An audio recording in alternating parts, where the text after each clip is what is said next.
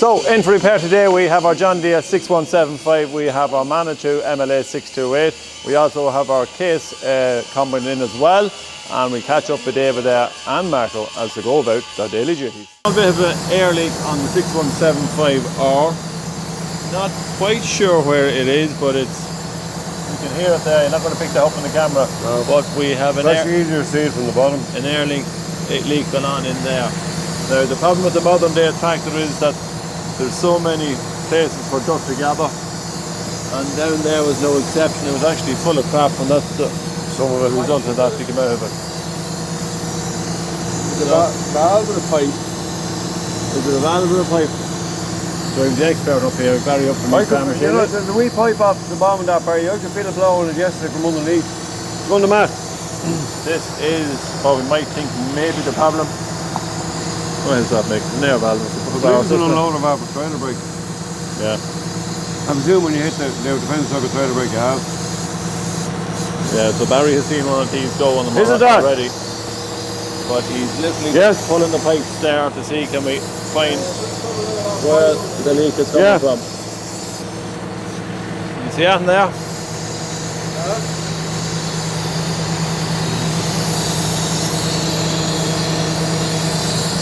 Quite unusual to see the wraparound tank, isn't it? Some piece of work to mould that. I'd love to see how they do that, have a hollow on the inside and you know the whole structure. It must be into a mould. Just probably gives the extra capacity there for these tractors.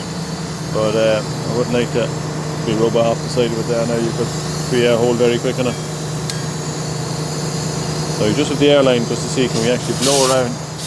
So we have Barry, actually Barry is doing all the work here while Mick looks on. Mick, what's the story here? Assisting.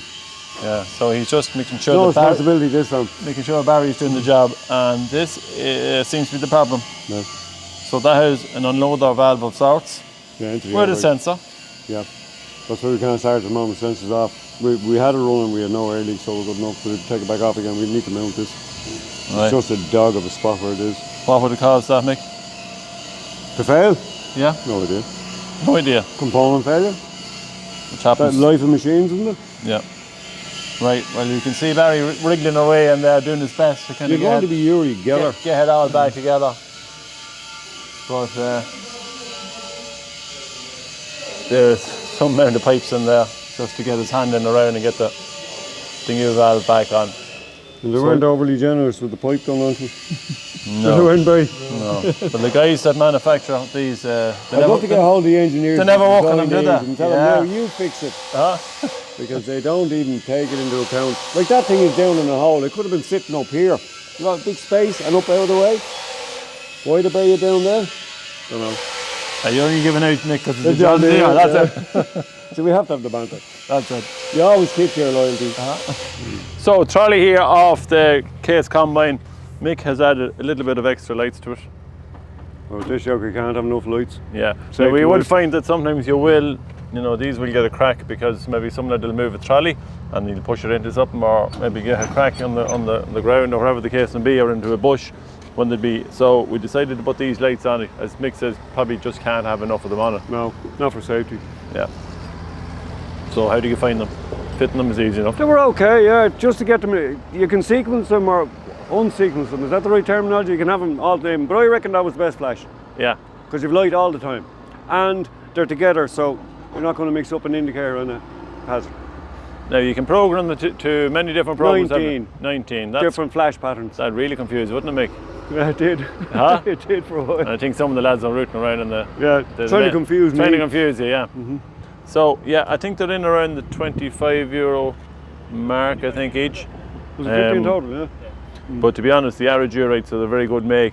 And as we say, you can't have enough of them, especially in the back of a combine, because they're generally travelling at all sorts of hours anyway, especially at night time. They do give a great flash. Plus you have a lot of stuff sticking out and everything. Yeah, so we'll fit them on. We'll probably fit them with the other trolley as well. That's in Dublin. Yeah, when it comes back. Pretty much ready to go now. We'll just check out, make sure pan is complete and all the rest of it. So it's all fairly solid. Riddles all seem good. So yeah. Now it's very accessible to get into it there, because all you have is these plastic covers and they literally just sit down and clip into place. Just like so. Like so that. it's from, I'll show you my David, that way. That way, yeah. Yeah, that's it. We'll throw the hub and just clip down to it. Oh, it's all very easy, isn't it? That's nearly too easy, isn't it? Yeah, yeah. Don't want to, but we Something don't wrong, need to be in there. But yeah. so hopefully you won't be in there again for the rest of the season. But if you did want to visually check anything, especially your grain pan, you can get in there and do it, and it's very, very simple. You have. Yeah. So that's really the case ready to go. Again. So we have our drive wheels here off the track system on our old potato harvester, which I suppose over time the rubber has come off them.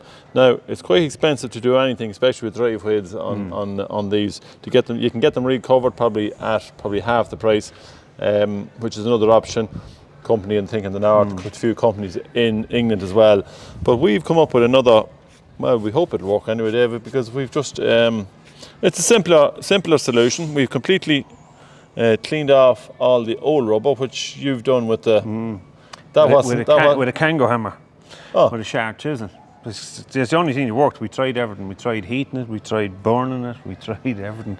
So we eventually got between the multi-tool and the Kango. It seemed to work the best. And Mick had a little tool out of Aldi, I think, or Lidl, one or the other. Right. And we were chiseling little bits off of that. But yeah, it was a fair job to get off, but it took us about a day and a half to get the rubber off all four wheels. Yeah. And then ground them down to what you see here. Yeah, which is always a big cost, even when you bring them to any of these other companies, because there is a price of actually taking the rubber off. That's incorporated in the price of bonding it back on. So what they would generally do is they would put a glue and they would roll that rubber, vulcanise it and heat it. And it's there's another rubber band put around that, and they put it in a compression chamber and heat it, and then that vulcanises it. So what we're doing is basically like a conveyor belt system. In other words, that's what we're doing. We're putting a 2-pack glue onto the wheel, onto the steel. So we're cleaning the steel down as clean as we can get it, putting a rough edge on it, doing the same with the rubber, and basically rolling it onto it, and that's it. So we're cutting our own, and then we're going along with these bolts here. These are a special little bolt. I'll go and get one for you. Out. So they're the bolts, little spikes on them, and basically what we do is we've a punch for the rubber, drill the rim, pull these down into it, and they just tighten from the inside, and that's it. They pull down, that's what you end up with, so they won't damage the track, and that's it. And then the beauty with this system is that, you know, if they wear, we'll have to see if, like, it's going to take a while to wear them, but if they do wear, at least you can take it off and just go again. Go again on it, yeah, because the steel is perfect. Yeah. So as long as the steel doesn't crack or anything like that, so.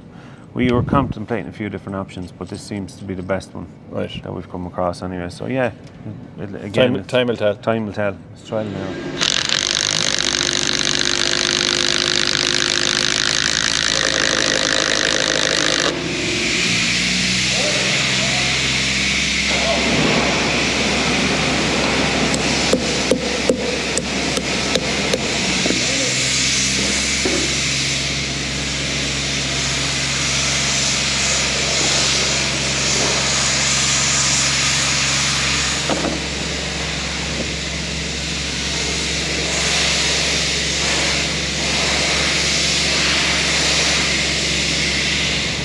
We had a small bit of an eye leak here on the Tailift forklift. We just noticed it there as we were going round it in the shed.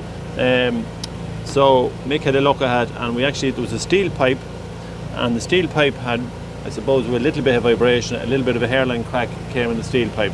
Now, rang the boys below in BK, and Sean came up straight away. So your solution to this problem was to replace it with the rubber hose, because it stops when you're vibrating. They're breaking all the time. Yeah. So the rubber hose, its durability, it lasts longer. Yeah. It'll move about, and it's not going to break. Yeah, and it's easier to fit it as well. It's easier to fit it as well because you can put a joint in it. Yeah. And it leaves that you can twist your both ends to get it into place easier, and then you can tighten it all back up again. Yeah. Well, we did notice that probably on the steel pipe there was no clamp on it, so.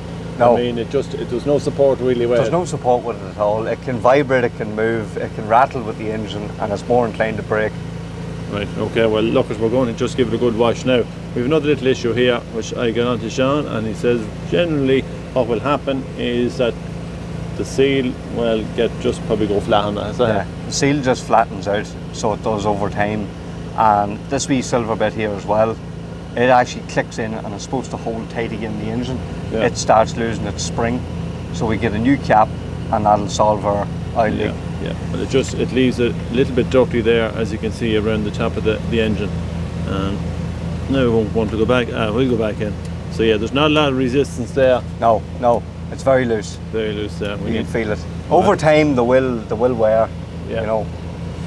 Right, that's okay. We'll look at when we have her back on track now. We're just going to give it a little bit of a wash, and we'll bring her back into the Scud jet.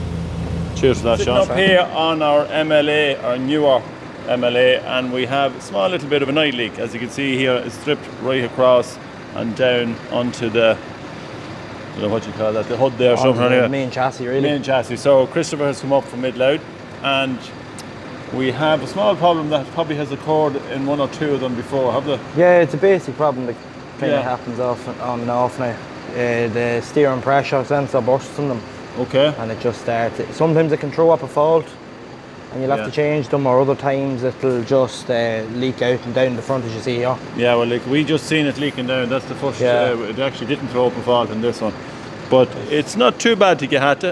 In fairness. No, we'll just take off the side panel there, the side, and you'll get into it. Yeah. Well, look, at always a bit of safety there. Maybe put that in place, and then in here, which, to be fair, is not too bad. Now the lads were loading a bit of dung with it, and we can see some bits still remaining in it. Yeah. So that will need a good wash as well. But in fact, I think the sensor is under here. Yeah, it's just. So what happens, Christopher? What generally is the? Basically, it just busts and it'll come down in through the wire and come out the end of the plug. Right. Really is what'll happen. So you have a new one here ready to install? I have the new one in it there at the minute. Yeah. So I have, but it's not that hard to do. All you do is just take out the other one with your 24 spanner. And then obviously that one won't do happen again, will it? So here we have the new one, which you're going to fit it, aren't you? Yeah. So what's the difference this one compared to the other one? It's kind of just a reman part, like it's just what would you say, like different codes on it, different part number. Just a replacement to go into it. Right, okay. And as you see, that is a steering sensor. Steering pressure sensor. Yeah.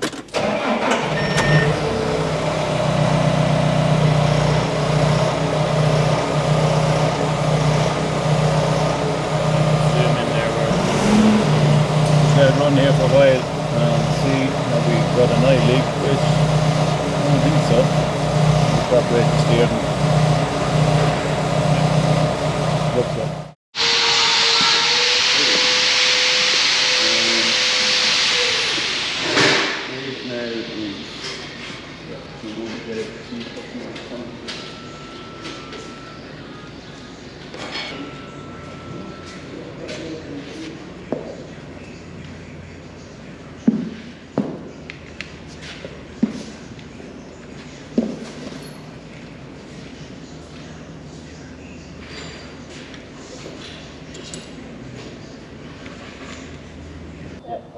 So that time of year again, when Terry comes round from Master Fire Services, and we're going to just do a service on all our fire extinguishers, but more probably importantly, this time of year, the combines are heading out to the fields, and it's very important to have all your fire extinguishers on them. Now, we would generally have 2 or 3 of them on the machines themselves, and we would also carry a spare here.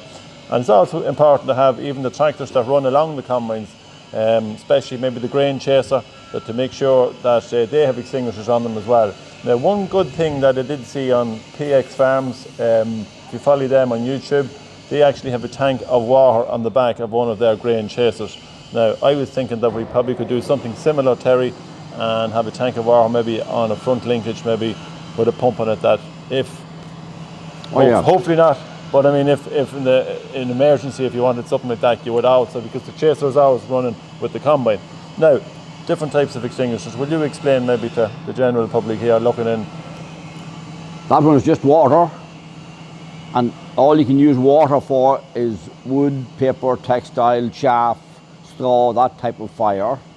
We have, on the combines, we have foam extinguishers, which are water, but it's about 50% more effective than water. It'll soak into the chaff or the straw, it'll wet it, and it'll cool it down and put a fire out. There was a fellow over at John High a couple of years ago.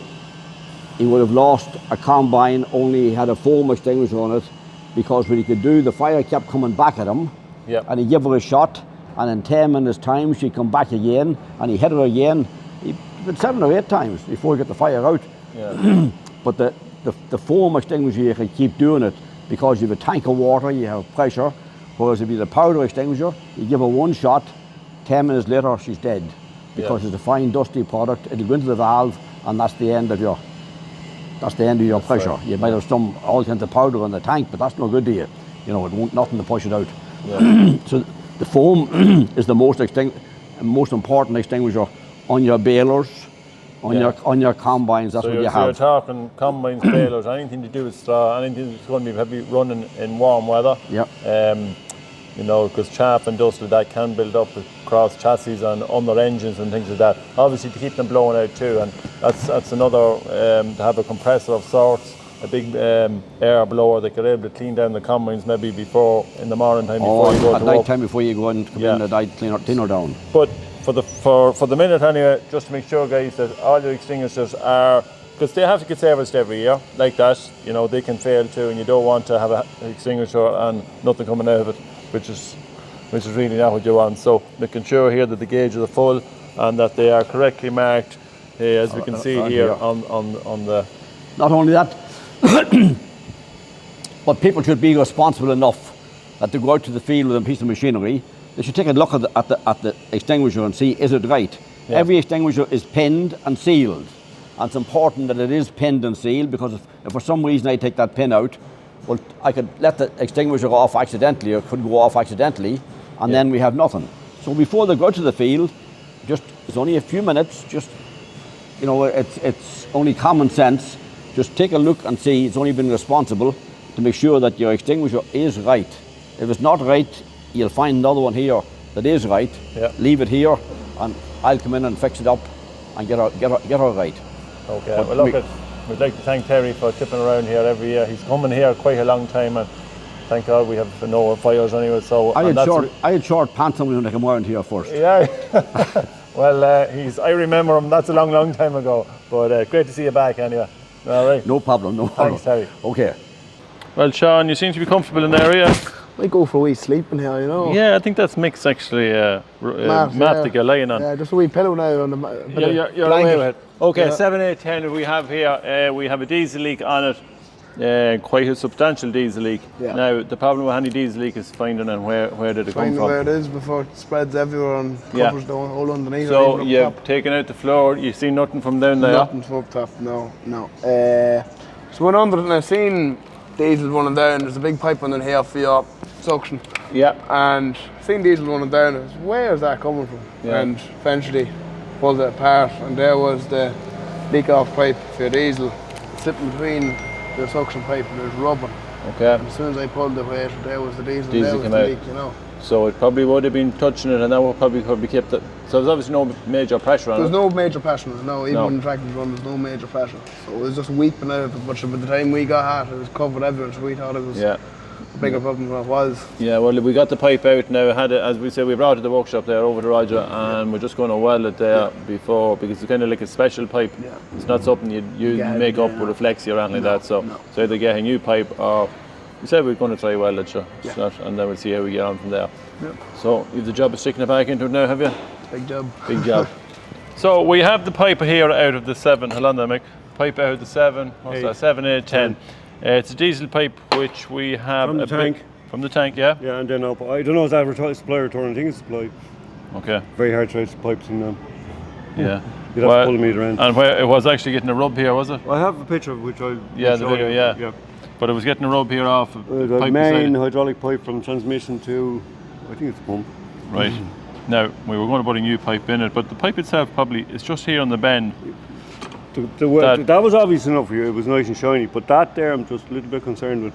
But we tested, no, that's all we can do, sure. Unless we put a bit of weld on that as well. Well, we can do. We'll ask Roger maybe what. We're going to just test it here. This is the initial hole, we reckon. So the weld. So good stuff. Good stuff, yeah? Yep. And then and I just lock this end of it. I won't hit it too hard. Okay. Nothing. Nothing there? No, I'll just shoot up straight away. Will it? Yep. And try it again? Yep. To be sure, no. Oh, because this is a dog to put in. Well, to take out is a bigger dog because, of course, the tank was. So what have you done here? You just put in a. That's a vacuum test kit I have there. You've seen that before. Yeah. That's just a blanket that helps to seal it. Helps to seal it, yeah. And I'm sealing on this side. Like I'm going to full pressure there. That's 150 psi. Yeah. I'm never going to see anything like that. Handy enough test, so. Well, it saves you putting it in, putting fuel in it. To get this in is tight. And then fill it with diesel and then pissing over it again. Yeah. But I think particularly there. I think you might just give that a little run as well, will we? I think so, yeah. Be no harm. And we'll leak check again then. Do another leak check. Right, so that will be the 7, 8, 10. Get that back into. Hopefully now it will sort that problem out. Because we remember. Okay, Roger, we have welded this already, and we have tested, and we have no leak. Now, Mick is not happy. Not happy. Oh, he's not happy. No, Mick is never happy. Oh no. Because he says that there is a little bit, and he's there behind the camera. There is a little bit of wear here, which he wouldn't mind you just maybe building up slightly. Okay. Because it's not a simple job to get this out, and neither Mick nor Sean want to take it out again. Okay. So you're going to use TIG welder. TIG weld. And what's the difference now? Explain now why you use TIG welder on something like this. I use a TIG welder because it's the TIG welder have for different amperes. It's Yeah. too high, have too low, because it's the pipe. It's very the light. very light, the thick, you know? Yeah. And you go the machine, take it's low ampere, Low ampere. easy for the welder. It's close Yeah. the leak. Later, Mika is happy. Yeah, then later Mick is Later happy. Mick is happy. Because if you were to use maybe something with a higher amperage, you would just blow a hole straight on that, wouldn't you? Yes. Put for the wire, for the stick for the wire. Yeah. The laser is very good for the weld, for the short place. Yeah. Well, look, it's not ideal maybe welding something like that. It's just that the pipe is maybe that we just can't get it in a hurry. So we're going to try this anyway. It's just a matter of maybe building up a little bit of this where the wear was. So we'll let you work away at that and keep Mick happy. Mika happy, okay. Mick happy. 100%. 100%.